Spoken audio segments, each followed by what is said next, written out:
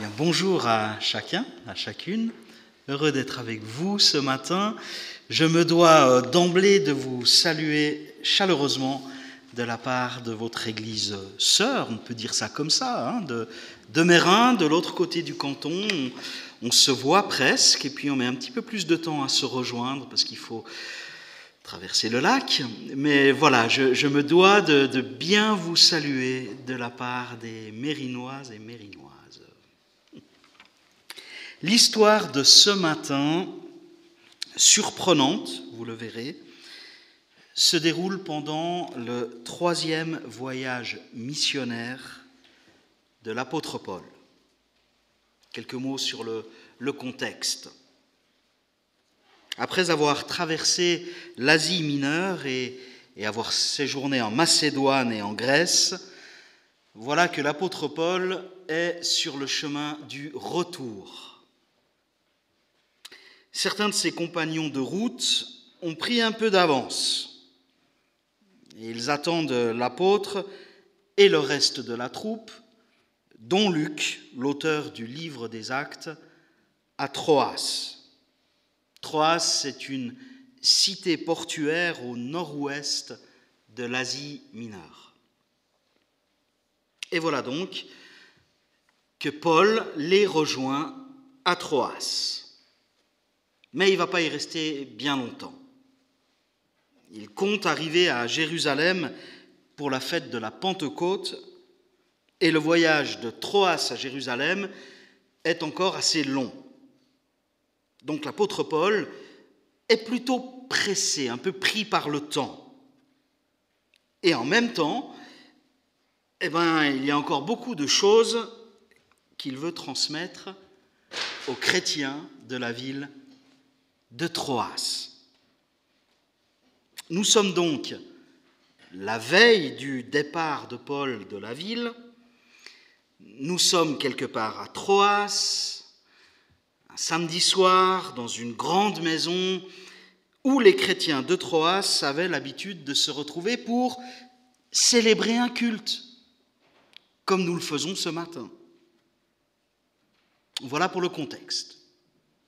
La ville de Troas, l'apôtre Paul, des chrétiens rassemblés pour un culte. On dirait aujourd'hui que l'église de Troas est réunie pour le culte. Et elle est réunie pour le culte avec un orateur de passage, un orateur exceptionnel. L'apôtre Paul est dans la place. Ça devrait dépoter. Et je vous invite à lire le texte que vous avez trouvé sur les feuillets en Acte 20, les versets 7 à 12. Je lis dans la version dite en nouveau français courant. Acte 20, les versets 7 à 12.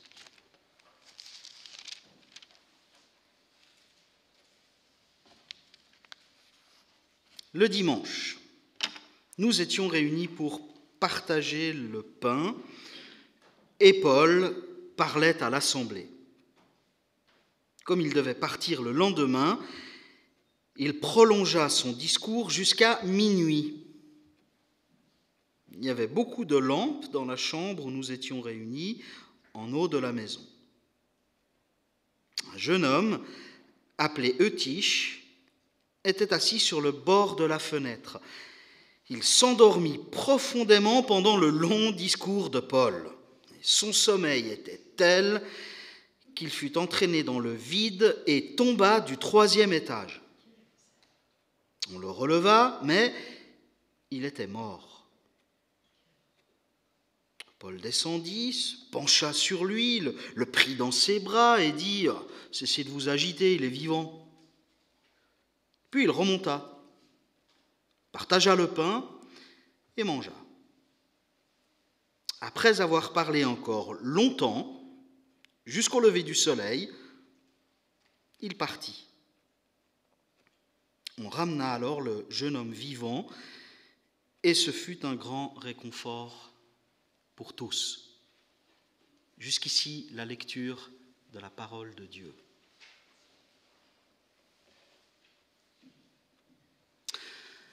on pourrait se contenter d'une lecture de cette histoire au tout premier degré. Le tout premier degré, c'est qu'au cours d'une réunion des chrétiens de Troas, survient une tragédie. J'ai entendu le mot pendant la lecture, quelle horreur. Ben oui, quelle horreur.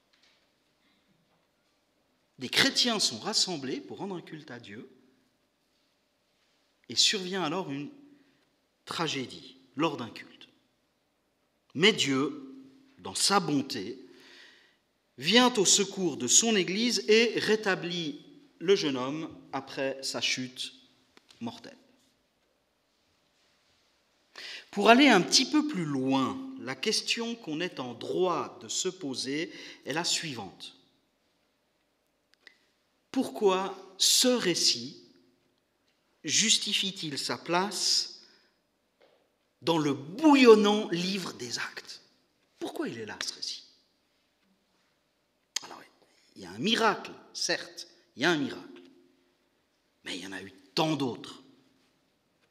Pourquoi raconte-t-on précisément ce miracle? Faut-il juste voir dans ce récit une invitation à mieux sécuriser les lieux de culte? Ou une mise en garde contre les prédications trop longues, les prédications soporifiques, qui peuvent se révéler bien plus dangereuses qu'on le pense? Parce qu'on remarquera tout de même au passage que l'histoire, pour le coup, elle n'est pas trop à l'avantage de l'apôtre Paul. Certes, la réunion se prolonge tard dans la nuit, mais visiblement, sa prédication longue n'était pas assez passionnante pour tenir éveillés ses auditeurs et auditrices. Eutyche est tombé de la fenêtre. Mais qui nous dit qu'il était le seul à s'être endormi? La question de la place de ce récit dans le livre des Actes est aussi pertinente, je trouve, quand on considère la façon dont il est raconté, dont il est construit. Car quand on y regarde de plus près, le récit autour de ce jeune homme qui tombe par la fenêtre est quand même un récit étrange. On est en droit de se demander ce qui s'est vraiment passé. En effet, le texte nous dit que le jeune homme tombe du 3e étage de la maison, c'est ce qu'on appelle la chambre haute, et que lorsqu'on veut le relever, on se rend compte qu'il est mort. Ben mince alors. En fait, c'est une terrible tragédie. C'est tragique. On imagine sans peine l'émoi que cet événement a pu susciter. Peut-être un vent de panique, une terreur qui s'empare de tout le monde, au moins de l'effroi. Imaginez un instant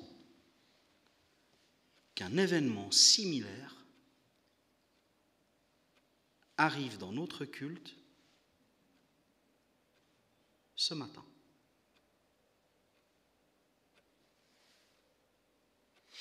Pourtant, malgré la tragédie, il y a tout qui semble se passer dans un calme olympien. C'est en tout cas comme ça que Luc rapporte l'événement, un calme olympien. Le texte biblique dit simplement que Paul descend, qu'il prend le jeune homme dans ses bras, qui dit qu'il ne faut pas s'inquiéter, il est vivant. On peut imaginer beaucoup de choses, mais on ne nous dit pas que Paul ait fait quelque chose de particulier. On ne nous dit pas, par exemple, qu'il aurait imposé les mains au jeune homme. On ne nous dit même pas qu'il aurait prié pour lui, pour sa résurrection. Franchement, même Jésus l'aurait fait, non? Mais ici, rien de tout ça. Luc nous dit, Paul nous dit, qu'il faut juste ne pas s'inquiéter, qu'il est vivant. C'est tout. Et puis, surtout, eh bien, il remonte à l'étage, comme si de rien n'était, et il reprend là où il s'était arrêté.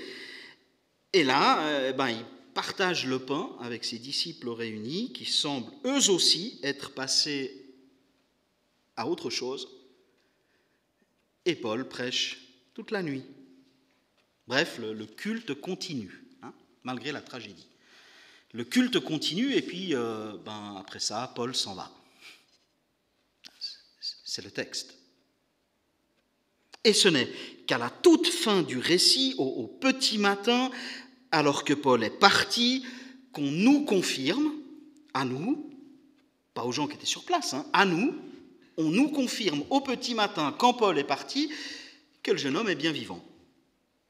Et que tout le monde, alors, est vraiment consolé.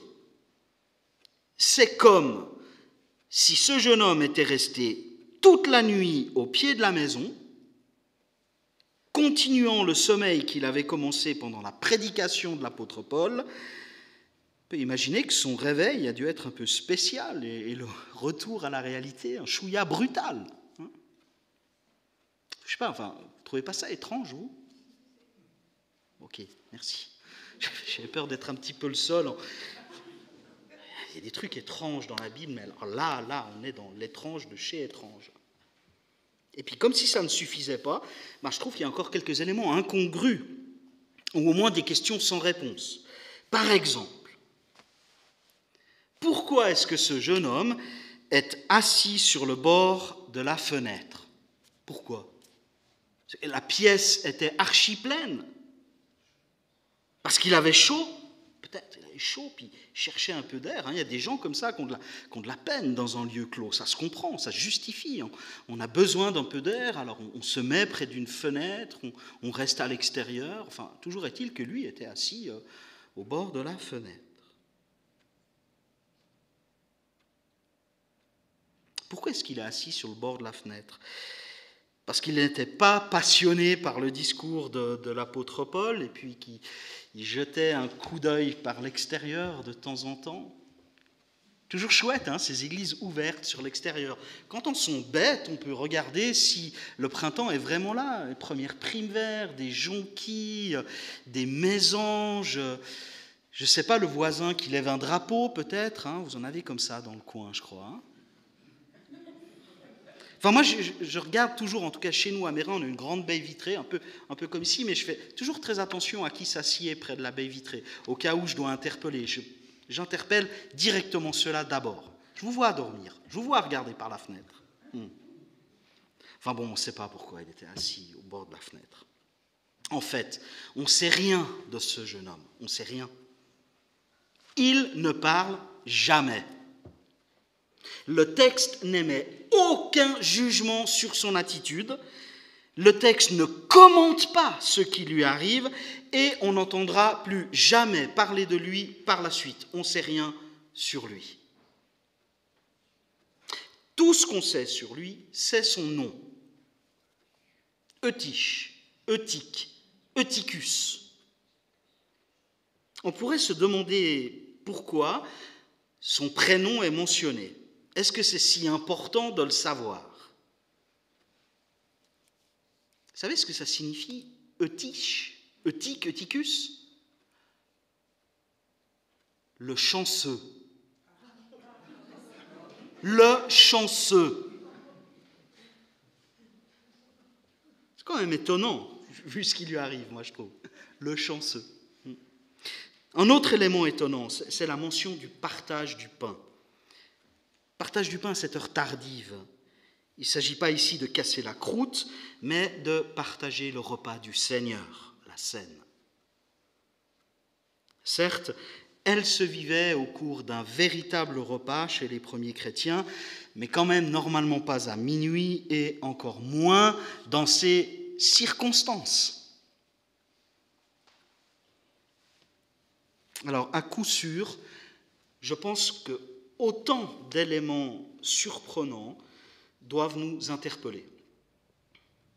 Ce sont peut-être des indicateurs pour nous dire qu'il ne faut pas passer trop vite sur un tel récit, qu'une lecture seulement au premier degré ne suffit pas. Et si ce récit et la façon surprenante dont il nous est raconté avaient une autre portée, n'aurait-il pas une valeur symbolique, ce récit ? Attention, il ne s'agit pas de dire qu'il n'y a pas eu de miracle. Luc, l'auteur du livre des Actes, en parle en tant que témoin oculaire parmi d'autres. Le récit est à la première personne du pluriel. Il y a sans doute bien eu un jeune homme qui s'est endormi, qui est tombé de la fenêtre et qui, au final, s'en sort miraculeusement indemne. Mais ne doit-on pas aller un peu plus loin que cette lecture au premier degré ?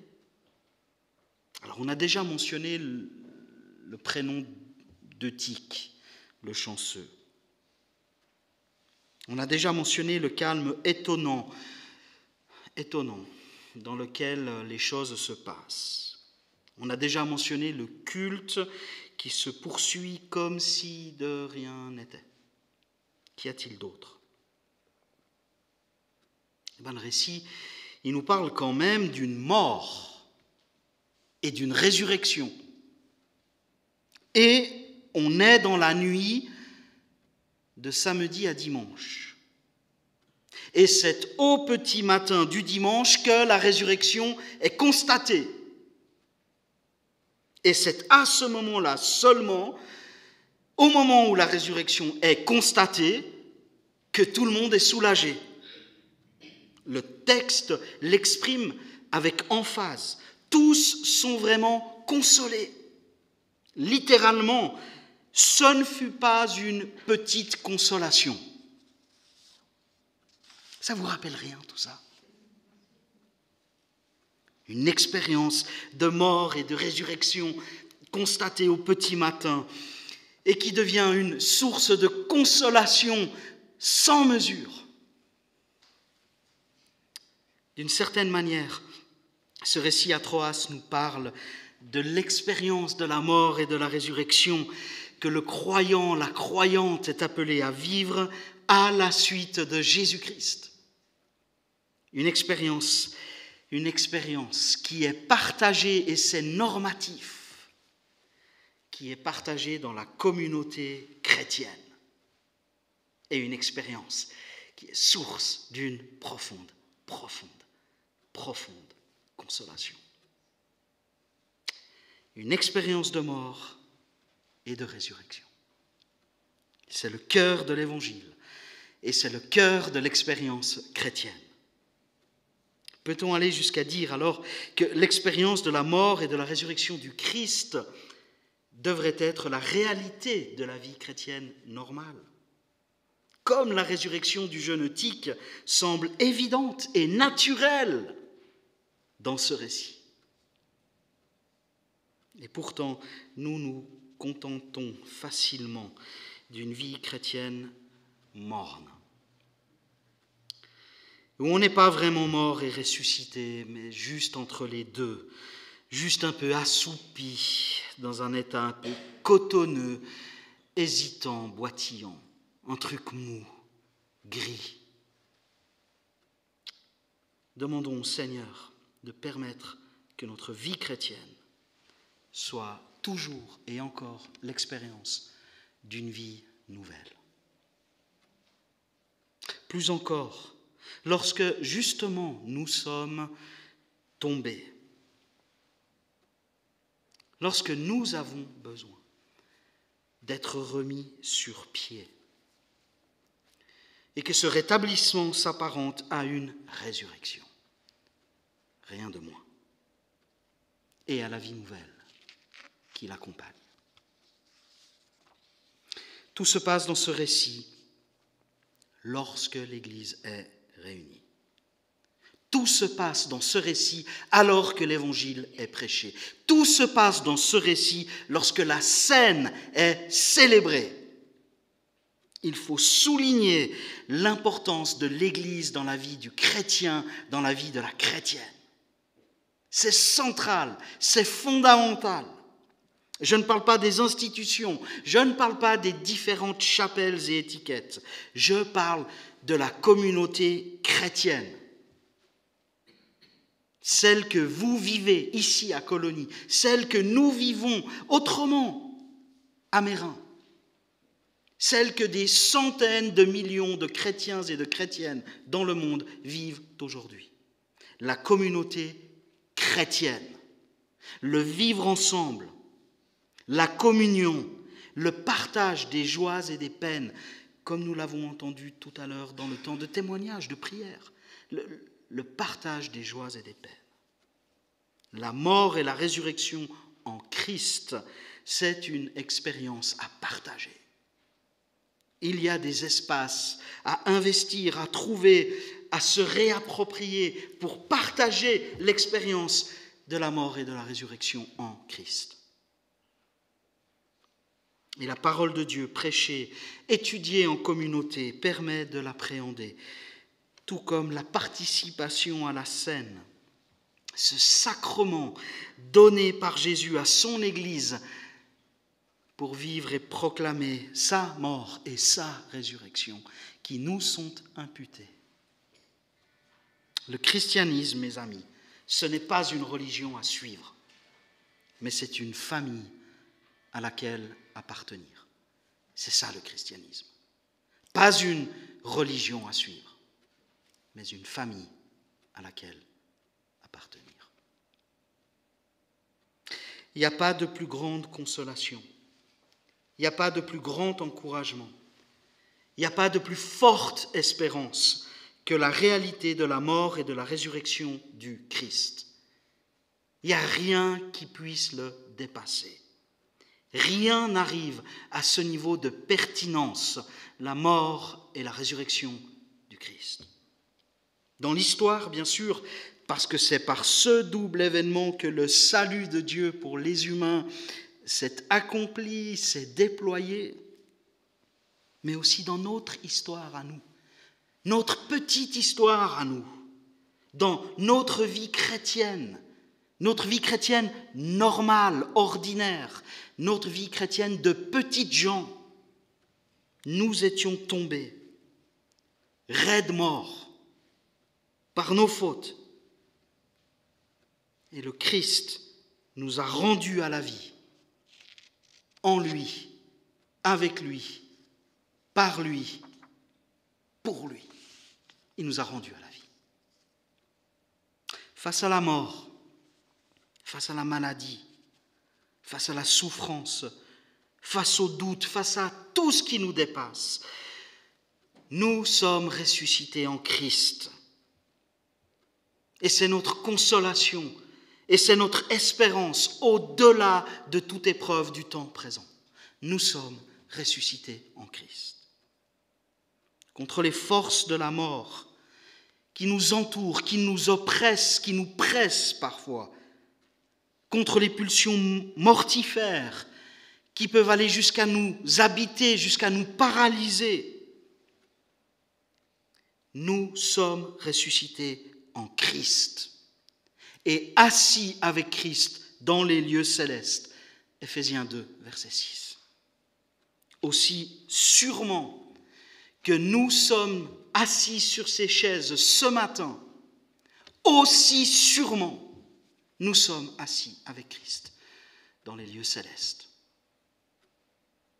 C'est notre encouragement dans la lutte, c'est notre force dans les temps difficiles et c'est notre victoire par la foi.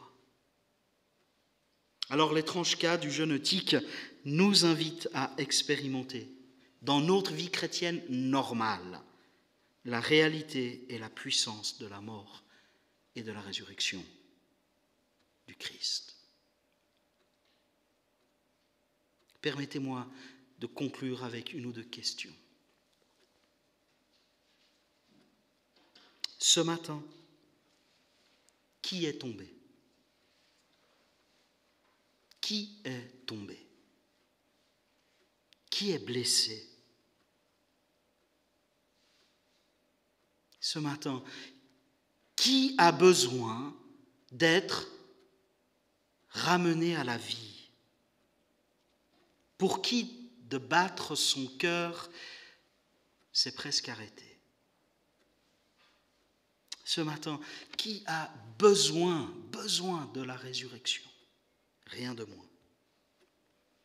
Qui a besoin de s'en saisir? Qui veut le faire? L'Église locale, en lien avec le Sauveur, est là pour nous permettre de le vivre.